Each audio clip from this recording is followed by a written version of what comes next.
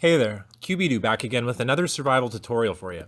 Today I wanted to show off some super easy to build, low material cost builds that can kick your survival or skyblock worlds off right and set you up for success in the future. All of these farms are going to be redstone free and easily upgradable, but give you some really valuable resources right off the hop. First, we got a simple auto crop farm to keep you well fed for your adventure. A villager breeder for emerald trading and farming, and an iron farm obviously so we can get lots of gold. Just making sure you're paying attention. But seriously, you've probably already skipped forward to somewhere I'm actually building something, and that's okay, I love you anyway. So let's take a quick sneaky peek inside this, and then I'll show you how to build these beasts.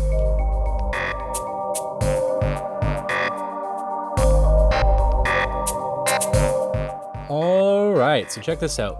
Just to show how cool I am and how easy it is, I built most of the tutorial on survival, as I plan to continue doing. So I went ahead and did a quick timed 5-minute cave run to get some quick materials. Pillar my butt up here so we can get a better vantage point to check out our spawn chunks and hopefully find some treasure or villages.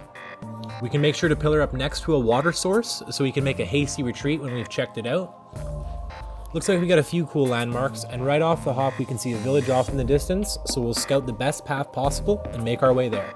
Maybe collect in a little food and supplies on the way. Definitely we'll be needing some coal for torches and minimum 3 iron to make a bucket.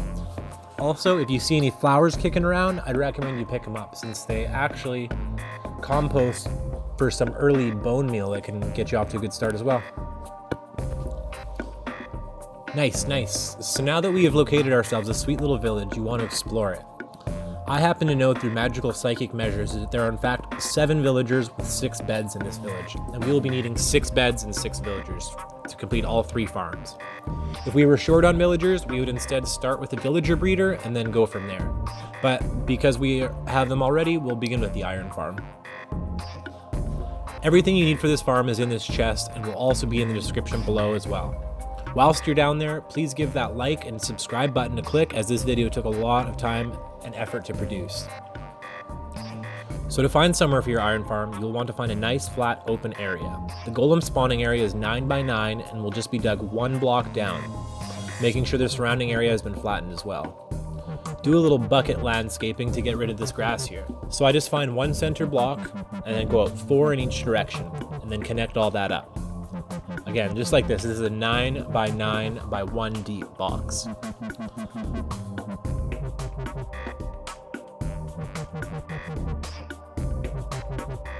Gonna want to find the center of the box, oops, not that center, and replace next to the center with a slab, stair, or glass, any transparent block.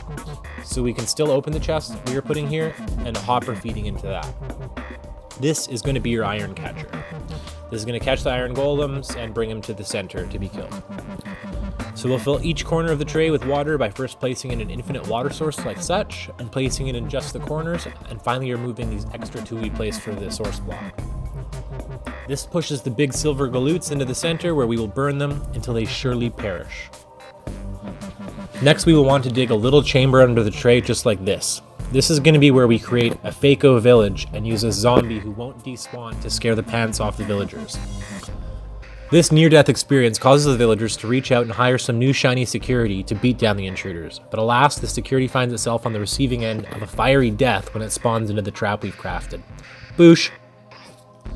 So we're going to want to make sure we find that hopper again and take that down 5 more blocks below the hopper and make a little opening for the 3 beds and villagers. There should be 4 blocks between the hopper and the bed.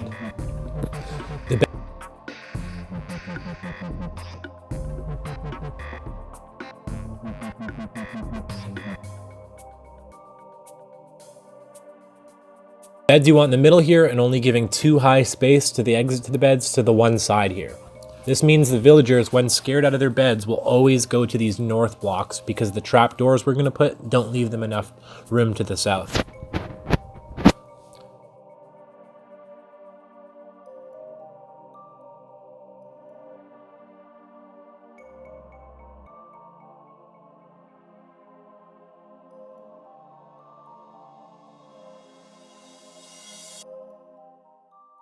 Next, we will give ourselves night vision just for the sake of the tutorial so you can see better. And we can begin digging out a 5 by 5 waterway for the zombie to loop in. So we dig from here, 4 forward, turn to the left, 4 forward again, and same again until you're back there.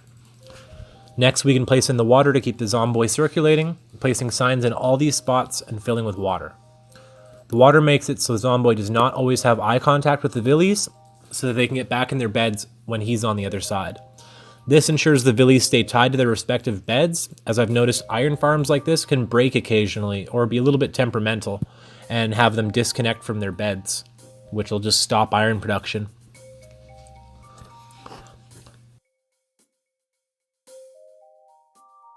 I'm going to drop these guys in here like a straight cheater, but I'll show you another way to easily lure villagers and trap a zombie to prevent them from despawning.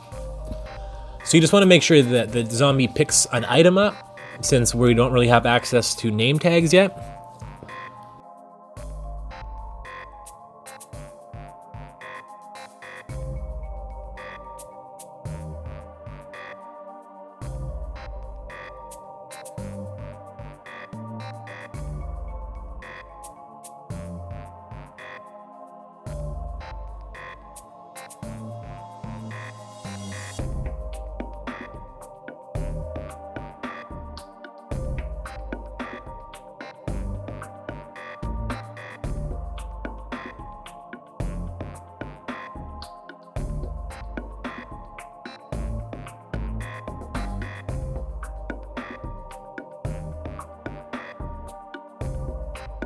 So real quick, if you need to see how to trap a zombie, here's an easy way.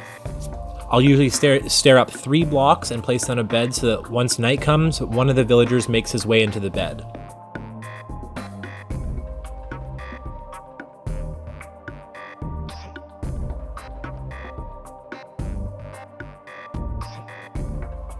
Once night falls and he gets into the bed, we simply remove all the blocks so that he has nowhere to go once he is scared out of the bed.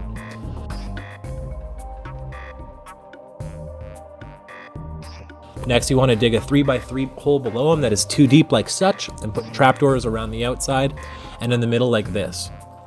Now throughout the night, zomboids will fall in the pit, and you can keep throwing things in the pit until you find a zombie that picks the items up. Kill all the others using an axe. If you use a sword, you can accidentally kill the wrong one. Make sure your precious zombie doesn't get a beat down from your bouncer though, like I did here. You can either drop it 1 lower or just use lava to make sure the iron golem isn't around at the time. Villys are easy. Simply trap the zombie away so that they're not going to be scared by him, and put beds where you need them to go. Make a path there and they'll find their way. Now we can get back to our collection system, but you may have noticed Bubba the security guard is kind of in the way, and hitting him is not your best option if you're in survival. So my cheapest way to get out of this is just kind of nudge him out of the way and place down a quick campfire. Boosh. Same effect as using magma, but cheaper. Now we can place down our signs like this in order to contain a lava block on the 3rd block up here. And that, my friends, is about all there is to get your early game iron farm rolling.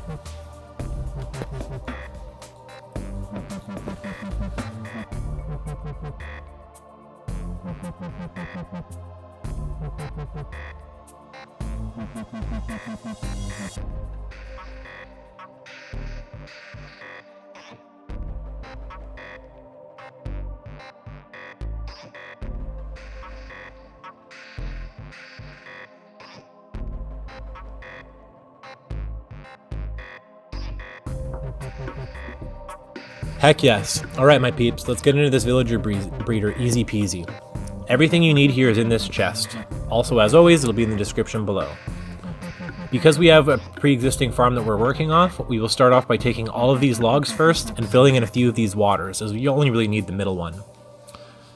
Now we have a 5x7 area that we need to turn into a 9x9 centered on the water source block in the middle. You'll know it's set center because each piece of farmland should be irrigated and should never dry out. Grab this composter here, and you may need to build one for yourself if you didn't have a farmland already here. And we place it right over the water block and another block on top of that with torches all around. Now we are going to have to choose which side we want the babies to come out of. I'm right here.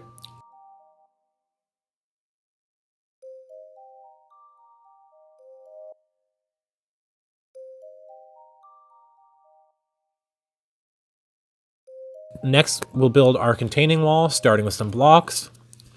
I use logs because it looks sweet, but if you're into the whole hot garbage look, by all means use dirt. Just kidding, not here to judge. All right, and then just around the farm with a fence. Just go into super turbo chicken mode, and lastly, place a trapdoor here. This prevents adult villys, but allows kids through. Now we can rip through and till our soil real quick like. A little more turbo chicken mode. Nice, now let's go place in our 3 beds and surround them with fence, just to keep zombums out.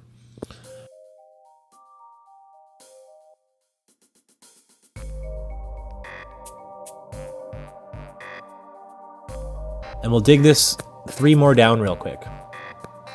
So for tutorial purposes, I'm flicking the night switch, but in survival, you just wait for the night cycle. I'm using the night cycle and the fact that I've stolen all the other available beds to attract a couple of villagers over here, and then I'll flip the daylight switch again.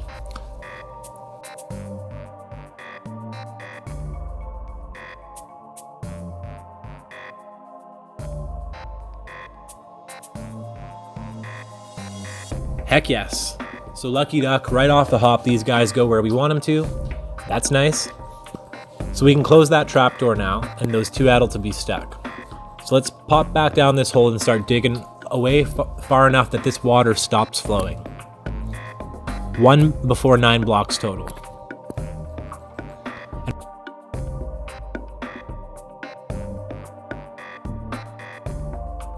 Right at the end here, we are going to make a water elevator like this, leaving 1 space at the bottom like this, using a sign. This makes it so that only the adults, once grown, can get through the system. Nice. So we'll keep the water elevator going up another 4 water blocks and building a tube around it.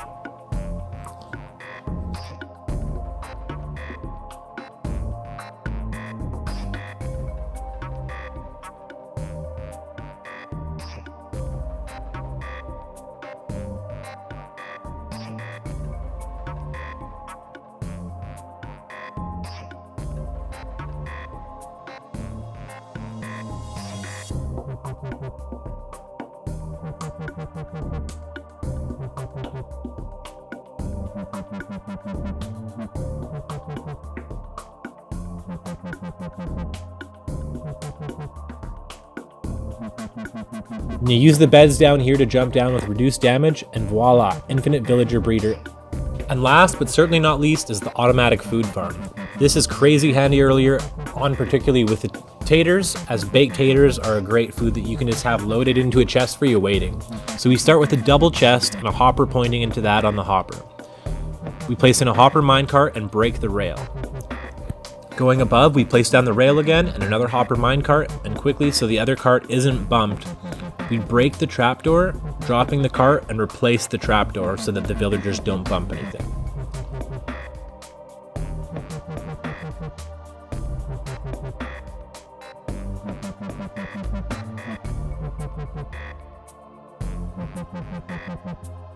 Alright, so we're going to want to close this up with a few blocks and place a trapdoor just like this and open it. You're going to place a villager right here, and we don't want him to nudge our carts at all. Close this all up and trick one of these snoz boxes into the cubby hole. Now when the farmers try and share food with him, it will get snatched up in the hopper carts, and we can pillage it for our snacking enjoyment. This farm becomes much more efficient if not doubled with the breeder, and there is only 1 farmer, but this is a perfect setup for early on that will give you enough that you can survive.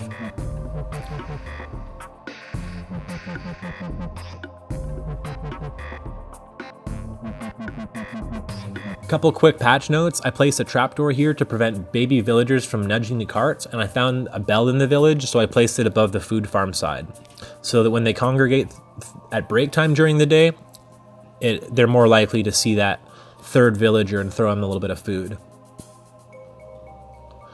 But the bell's obviously not necessary. I just found one, so if you do find one, I'd recommend putting it here. So guys, I think that about does it for this episode. I've shown you how to get an automatic food, iron, and villager farm rolling within the first couple of days of your Minecraft world, which should really help set you up for success and give you more time to worry about the things that you want to do, as opposed to spelunking and mining for loot for ungodly amounts of time.